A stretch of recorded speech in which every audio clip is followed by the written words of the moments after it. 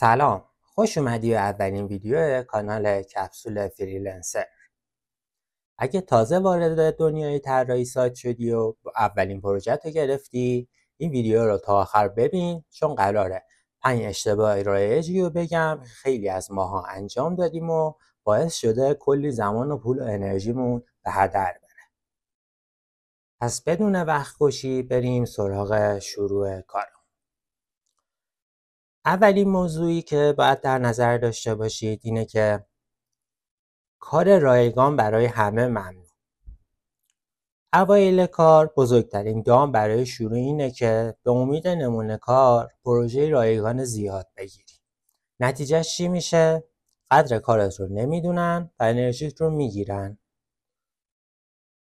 اینجوری شما هم انرژی زیادی از دست میدید، هم یه جورایی ارزش کار خودتون رو پایین میارید. راه حلش چیه؟ راه حلش اینه که برای نمونه کار شما یه پروژه شخصی طراحی کنید. یه سایت شخصی برای خودتون که رزومتون رو در بر بگیره، که یه یو آی خیلی قشنگ داشته باشه و خیلی کاربرپسند و حرفه‌ای باشه که وقتی به عنوان نمونه کار ارائهش میدید به کارفرما با دیدنش، با چک کردنش تو جی تی متریکس از همه نظر بدونه که کارتون خوبه و میشه بهتون اعتماد کرد. اینجوری هم تو زمانتون صرفه جویی کردید، هم توی انرژیتون. مورد دوم، نداشتن قرارداد مکتوب یا تعیین کردن حد و مرزاست. بدون قرارداد همه چیز به مشکل میخوره. هزینه ها، زمانبندی، تغییرات و همه چی تقریبا. حتی برای کوچکترین پروژه ها به توافق برسید یا یه توافقنامه یا قرارداد بنویسید. توی اینترنت نمونه‌های قراردادی فریلنسرهای زیادی هست، میتونید استفاده کنید، یا اینکه همون اول پروژه معلوم کنید که برای چه کارهایی در ازای انجام چه کارهایی چه مبلغی رو دریافت میکنید و در چه زمانی. توی سایت فریلنسری مثلا توی پونیشا یا پارس کودرز یا کارلنسر همه یه فیچری دارن به اسم پرداخت امر که شما میتونید کاراتون رو مرحله به مرحله براش پرداخت امر ایجاد کنید و کارفرما تاییدشون کنه. مثلا شما یه کار طراحی سایت وردپرس گرفتین، مثلا میگید من از شروع کار تا آپلود کردن و کانفیگ وردپرس و نصب تم و دموی وردپرس هم انقدر هزینه از شما دریافت خواهم کرد. اینو شما برای کارفرما تعیین میکنید و وقتی مرحله کار به اون مرحله رسید، کارفرما موظفه که اون پرداخت رو انجام بده و آزاد کنه، و وقتی آزاد کنه به پنل شما توی اون سایتی که دارید کار میکنید این مبلغ واریز میشه و میتونید برداشت کنید. در صورتی که این کار انجام بدید دیگه شما خیالتون راحته که پرداختتون به موقع انجام میشه و یه جورایی تعهده هم برای کارفرما هم برای شما که توی زمان درست هم شما پروژه رو تحویل بدی، هم کارفرما پرداخت رو آزاد بکنه. مورد سومی که اکثرا اشتباه میکنن توی اول کار، قول همه چیز رو دادنه. شما طراح سایتی شعبده باز نیستی، همه چی رو با هم قول نده. سئو، تولید محتوا، تبلیغات، توی کاری که بلدی تمرکز کن و بقیه رو یا همکار معرفی کن یا برون سپاری کن خودت. حالا این به چه صورت میشه؟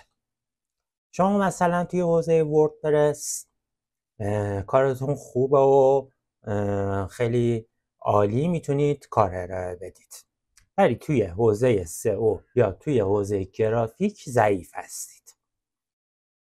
کارفرما میاد میگه که خب شما که سایت منو داری طراحی میکنی، مسئولیت سئوش رو هم به عهده میگیری.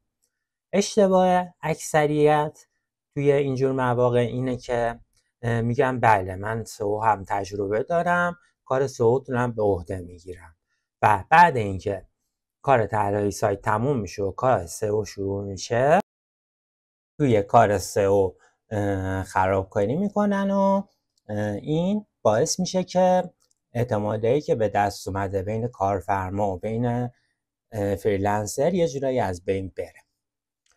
با این کار شما هم به نمونه کاری که ارائه کردی ضربه میزنی و هم امکان ادامه دادن با کارفرما رو توی پروژه های بعدی از دست میدی، چون کارفرماهایی که میان برون سپاری میکنن اکثرا پروژه های زیادی برای برون سپاری دارن.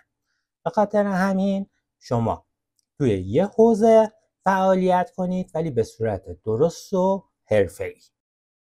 مورد چهارم، قیمت پایین دادن فقط برای گرفتن پروژه است.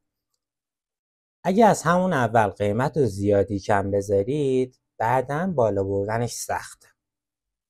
مشتری خوب قیمت منطقی رو میفهمه. یاد بگیرید که چطوری درست قیمت بدید. این به این معنیه که شما نسبت به پروژه از قیمت‌ها خبر داشته باشید، نه قیمت خیلی پایین بدید که کارفرما بگه که توانایی انجام کار رو ندارید یا الکی قیمت دادید، نه قیمت خیلی بالا بدید که کارفرما نتونه یا نخواد برای اون پروژه اونقدر هزینه کنه. هر چقدر قیمتتون معقول تر باشه شانس گرفتن پروژهتون بالاتر. مورد پنجم هم بی برنامه بودن.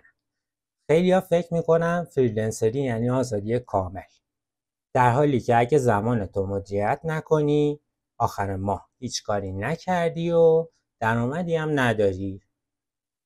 ابزارهای مدیریت پروژه مثل تایم تریکر رو به نظر من یاد بگیرید، بد نیستش. خب این بود 5 تا اشتباه رایج فریلنسرها وقتی که اولین پروژه هاشون رو میخوام بگیرن. این 5 اشتباه رو یادداشت کن و سعی کن که از همون اول حرفه‌ای باشی.